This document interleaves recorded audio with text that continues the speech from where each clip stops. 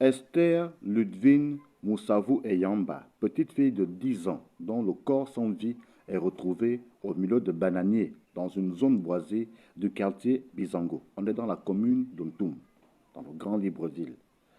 L'affaire remonte au mardi 5 août 2025 et depuis lors, encre et salive coulent dans l'opinion et l'indignation est d'autant à son comble que la justice traînerait des pieds, ne serait pas très encline à la manifestation de la vérité.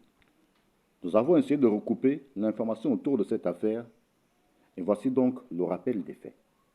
Mardi 5 août 2025, le corps inerte d'Esther Ludwine Moussavou Eyamba, tout juste âgée de 10 ans, est retrouvé au milieu de bananiers dans une zone boisée du quartier Bizango. Selon les premières constatations des proches et des badauds alertés, la petite Esther aurait été violée pendant des heures. La découverte macabre provoque une onde de choc dans le quartier où la gamine et ses proches venaient seulement d'emménager. Esther Ludwine Moussavou Eyamba venait de passer en 5e année et était donc candidate au CEP l'année scolaire 2025-2026 qui démarre dans quelques semaines. Comment peut-on faire subir autant de cruauté à une enfant? Selon le récit de la mère, au matin de sa disparition, la petite Esther avait été envoyée acheter du pain chez le boutiquier Cise, non loin de leur domicile. Il était 10 heures. Rien ne présageait du drame qui allait suivre.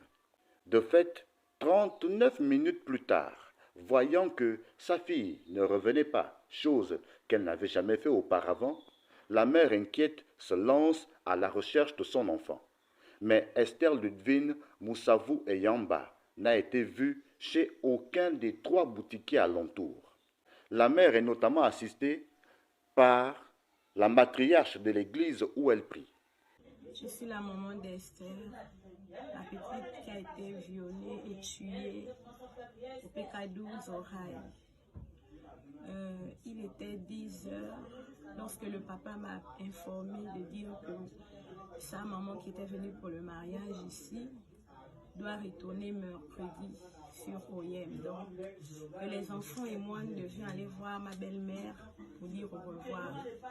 Voici, j'envoie l'enfant à 10 heures chez le boutiquier pour aller acheter le pain comme d'habitude, ce qu'elle a toujours l'habitude de faire.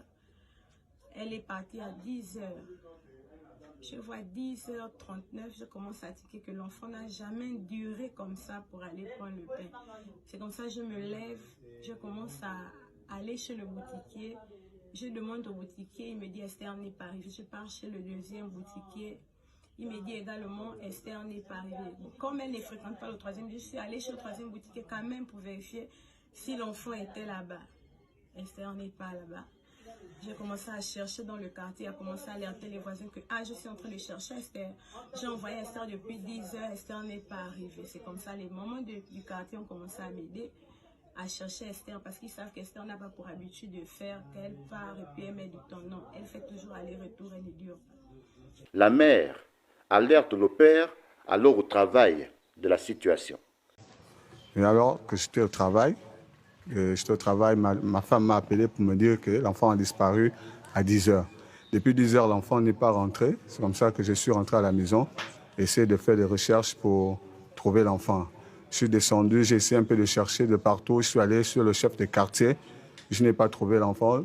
J'ai demandé au chef de quartier, si je suis allé alerter au chef de quartier que l'enfant, il y a ma fille qui a disparu.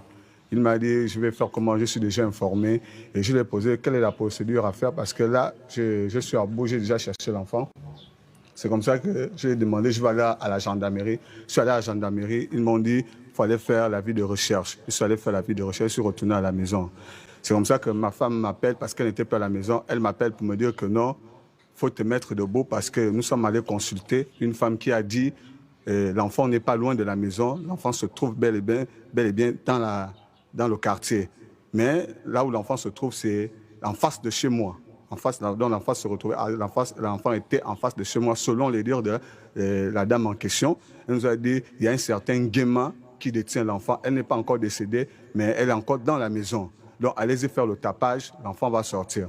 C'est comme ça que mes petits frères et moi, nous sommes allés, on a fait le tapage, on a fait sortir Nguema. On a dit à Nguema, donne-nous l'enfant qui est dans la maison parce qu'on nous a informé que c'est toi qui as l'enfant. Nguema nous a dit qu'il n'a pas l'enfant. On a dit on veut rentrer. C'est comme ça que mon petit frère est rentré avec un autre petit. Ils sont allés regarder. Il y avait beaucoup de pièces qui étaient fermées, mais il les a seulement présentées au salon. Il a dit les autres pièces, il n'a pas la clé, c'est son patron qui a la clé. Ils sont revenus. C'est comme ça que quelque temps, on était en train de dire à Nguema de nous dire la vérité. C'est comme ça qu'il y a eu des personnes qui ont eu l'idée parce que derrière la barrière de Nguema, il y avait une forêt, des bananiers qui étaient là-bas. Donc les femmes sont allées regarder. Ils ont vu un homme nu qui était nu. Et c'est comme ça qu'elles ont crié avec le stress. Elles ont crié. Quand elles ont crié, regardez. C'est comme ça que le gars a fui. Il est parti. Et l'homme nu là, c'était qui? On ne l'a pas identifié parce que c'était dans le noir. Donc c'est comme ça qu'on a essayé d'encercler la zone, donc en cherchant à attraper la personne qui était là-bas nue. C'est comme ça qu'on trouve l'enfant allongé et nu, étant violé. On l'a violé. C'est comme ça, bon, on a pris l'enfant, on l'a amené à l'hôpital. On a attrapé Nguema. On était avec Nguema. Mais à cause de tout ce qui s'est passé, on a amené Nguema à la brigade. Sur Nguema et Sono, sujet de nationalité équato-guinéenne qui gardait donc le domicile, la propriété d'un certain M. Joël, et donc copieusement embastillé par la foule en colère, qui lui somme de dire la vérité, de révéler où l'enfant aurait été caché ou serait toujours détenu. Ce dernier nie les faits, disant ne rien connaître de l'affaire, des faits qui lui sont incriminés, et Nguemeson est donc conduit devant les autorités compétentes. Mais là, les faits ne serait pas suffisant pour l'incriminer. Et le lendemain, Sion Nguemeson est relâché pour insuffisance d'éléments de preuve le reliant directement au kidnapping et à l'assassinat de l'enfant. Je ne connais pas même pas l'âge, même pas le fille, rien, je ne connais rien. J'étais dans des barrières. Dans des barrières, cela m'était appelé dehors, hors des barrières. Je suis sorti. Cela m'était posé, c'est toi qui appelles comment? Oui, j'ai répondu. Cela m'a été accusé que c'est toi qui as tué les enfants. J'étais inquiété. Oh, quels enfants j'ai tués? Je viens autour pour renouveler mon cadre, mon fils. Mais alors, voilà qu'apparaît une autre personne qui va se présenter, arguant être le véritable coupable, l'auteur du meurtre de la petite Esther. Mais les aveux de ce dernier ne semblent pas vraiment coller. Les faits que monsieur... le présumé tueur dit, ça ne coïncide pas avec les faits qui se sont déroulés. Alors, il ne connaît pas déjà comment l'enfant est habillé, il ne connaît pas les tresses que l'enfant avait, et il dit l'enfant avait plus de 7500 en temps, l'enfant n'avait pas ça. Il nous a amenés, on est parti avec les enquêteurs à l'endroit même là où il a dit, soi-disant qu'il a amené l'enfant. On est arrivé dans la maison, il nous dit l'enfant s'est cogné sur le mur. Le mur est derrière la porte. Déjà, ça ne coïncide pas. On regarde dans la chambre, il n'y a aucune goutte de sang, il n'y a rien. On continue, on va derrière là où il a amené l'enfant. Les enquêteurs lui posent la question, tu as fait sortir l'enfant comment de la maison? Il dit, j'ai mis l'enfant sur la fenêtre. L'enquêteur lui dit, tu as mis l'enfant comment, de quelle manière, la tête à l'intérieur, bien les pieds à l'intérieur? Il dit, oh, comme vous dites. L'enquêteur dit, non, tu dois nous dire comment vous avez positionné l'enfant. Il dit, oh non, la tête était à l'extérieur de la maison et les pieds à l'intérieur. Ok, sortons. Nous sommes sortis. Quand on sort, il nous amène, mais ça ne colle pas. Ça ne colle pas.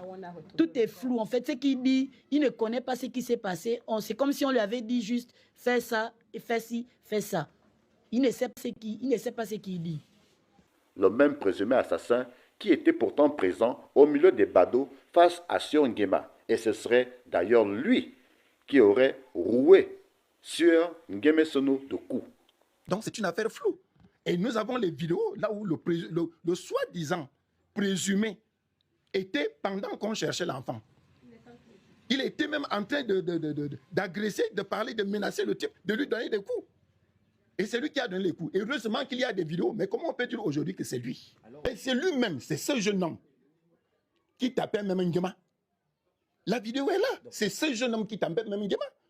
Et qui partait, qui était allongé sur les murs, qui allait grimper sur les murs pendant qu'on cherchait sur la barrière de Nguema. Comment ça s'est arrangé? Et comment il allait déposer le corps? En ce moment, il était dans le groupe, tout le monde le reconnaît. La vidéo fait foi à ça. Les preuves sont les faits et les faits sont démontrables. Voilà donc cette affaire qui, depuis mardi 5 août 2025, fait couler beaucoup d'encre et de salive dans l'opinion. L'opinion qui attend de connaître la vérité, de savoir exactement qui a fait quoi précisément dans cette affaire. Est-ce Sur Nguema Sono, le véritable coupable? Est-ce le jeune homme qui s'est présenté disant que c'est lui qui aurait accidentellement tué l'enfant parce qu'il voulait lui arracher l'argent? Et quel est le rôle dans cette affaire du fameux monsieur Joël, qui serait la personne ayant informé les parents de la petite Esther que le véritable coupable aurait été appréhendé? Il y a tellement de questions dans cette affaire qui jusqu'à présent sont sans réponse. Malheureusement, ceci du fait que la justice au parquet de Libreville n'aurait pas manifesté quelque intérêt de faire éclater la vérité.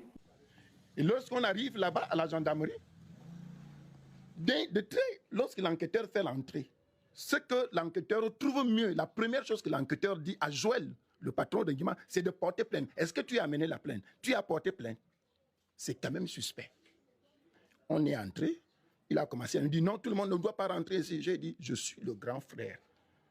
Il dit, ok, d'accord, mais tout le monde ne doit pas rentrer ici. Je suis rentré avec mon petit frère.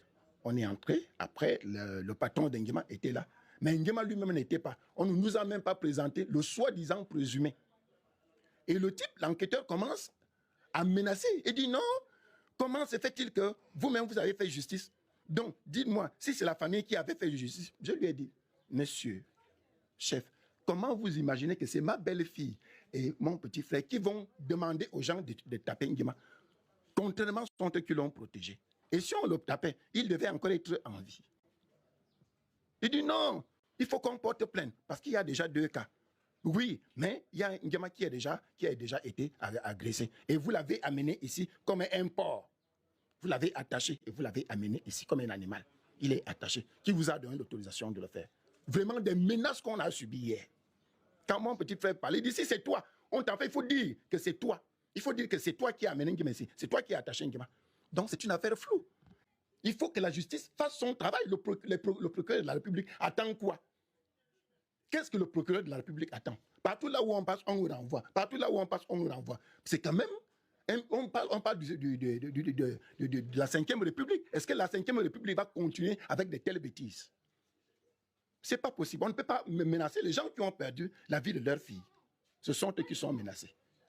Les yeux, les regards de l'opinion, toute l'attention de l'opinion nationale et même internationale, car cette affaire a eu un retentissement au-delà des frontières gabonaises, tout le monde attend donc les regards rivés vers le parquet de Libreville qui doit faire ce que de droit afin que le ou les coupables soient appréhendés, répondent de leurs actes devant la justice pour qu'enfin les parents de la petite Esther et même le quartier, le voisinage puissent faire leur deuil. Très bien, on avance.